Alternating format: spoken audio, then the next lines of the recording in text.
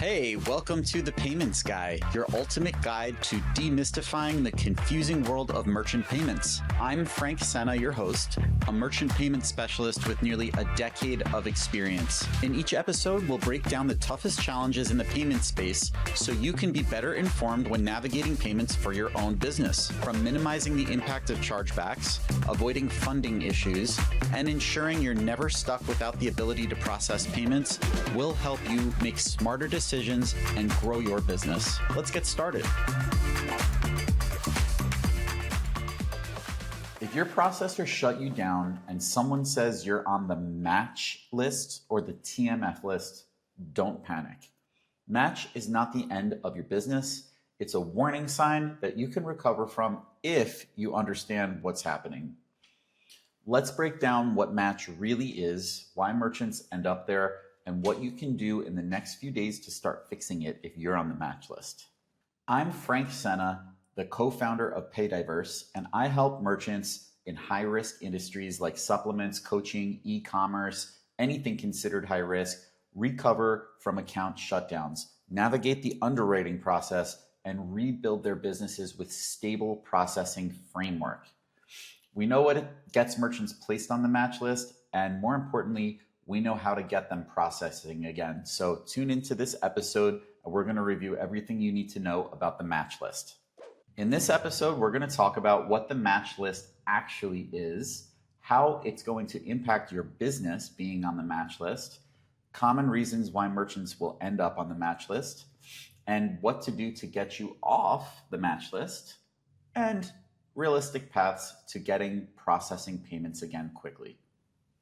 This is really important because many merchants waste months applying blindly to different solutions, but not realizing why they're not getting approved or not understanding why they were placed on the match list in the first place. Let's dig into it. MATCH is actually an acronym. It stands for Member Alert to Control High-Risk Merchants.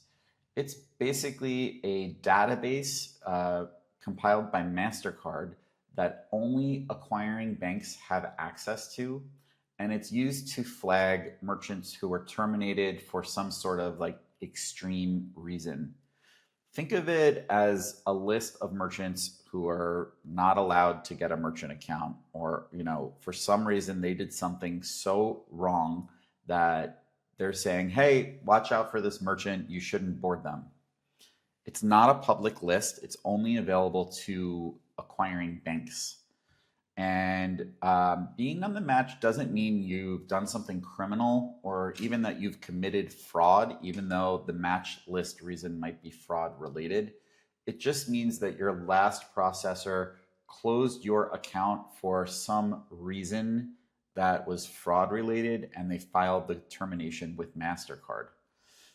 Unfortunately, you can't look up, and I can't look up, why a merchant is on the match list. It has to come from the processor or from this database. And some of my underwriting partners have access to the database, but they're not always forthcoming with why a merchant might be on the match list.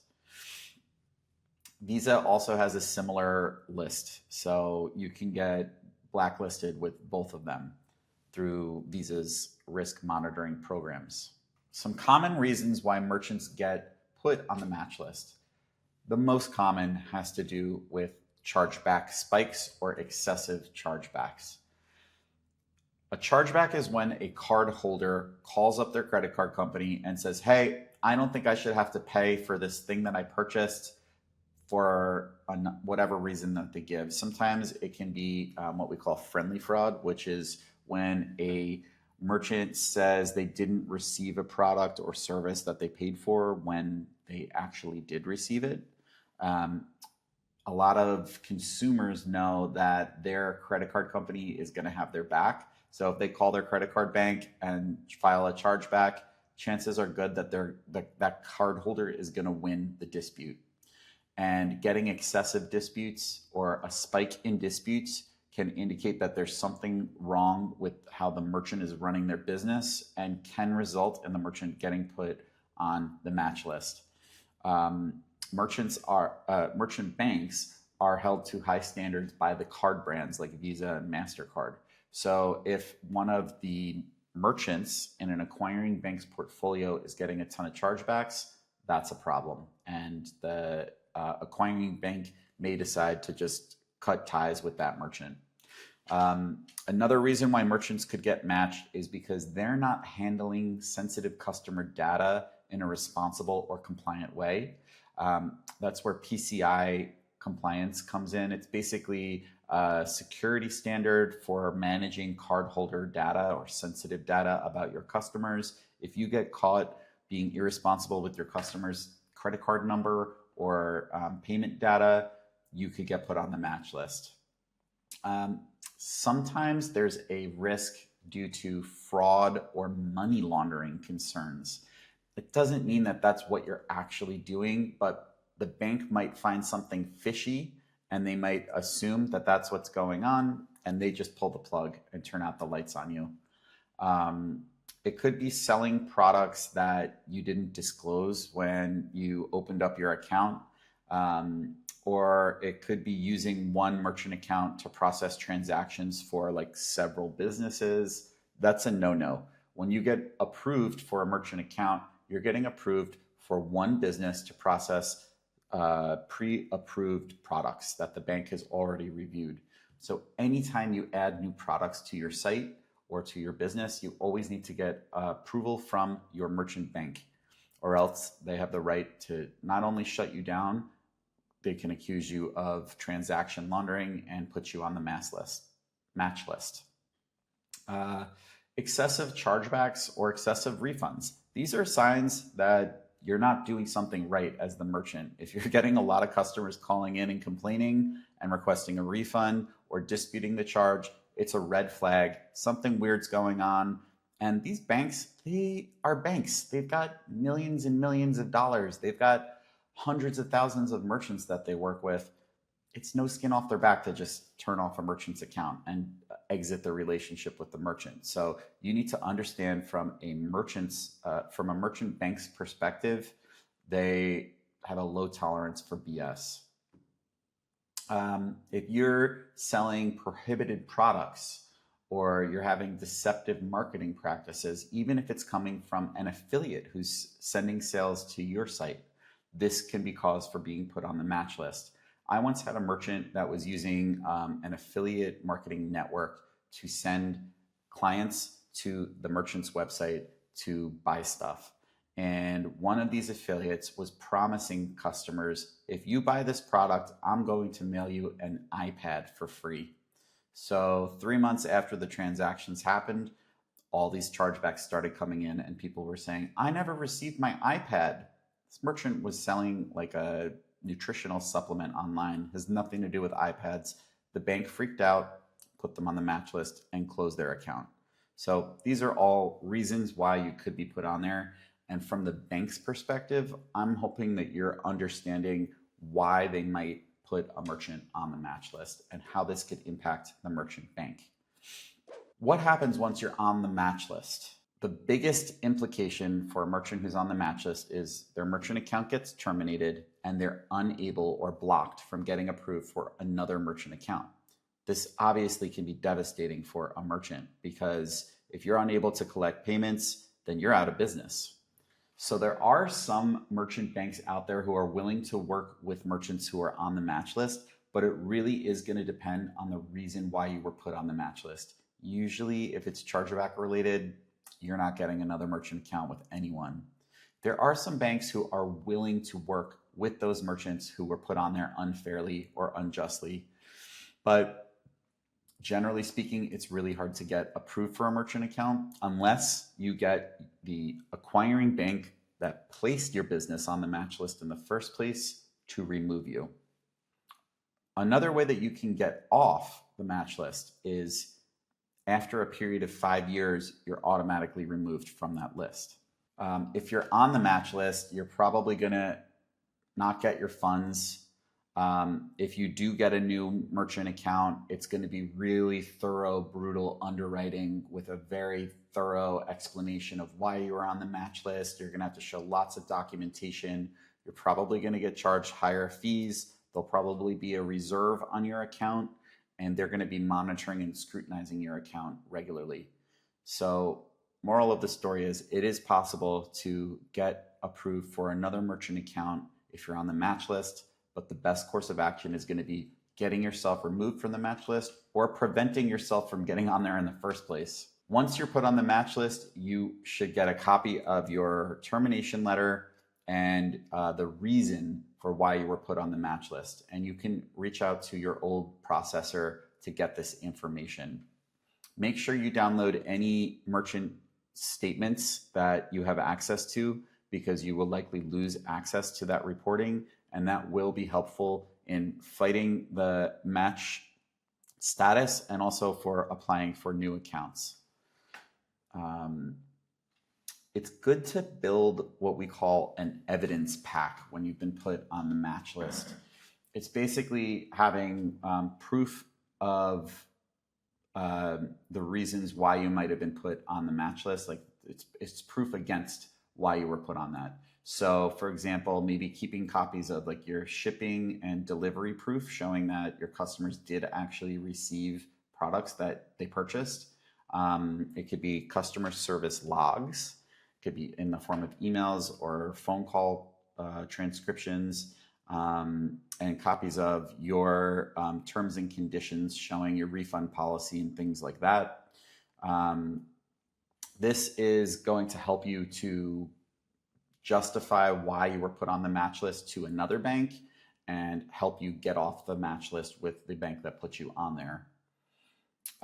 Another thing that you should address is if you changed your billing model while you were using a merchant account.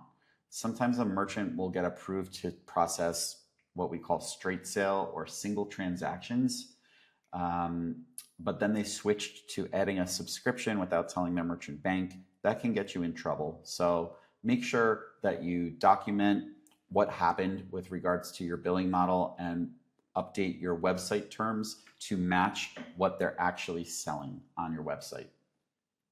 Processors don't like surprises. So this is a way, once you have a merchant account, you want to make sure that you are being transparent with your new provider and you are not going to have any issues because you change your billing model. Ask that merchant upfront, is it okay if I add a subscription? Do it before you start selling it, not after.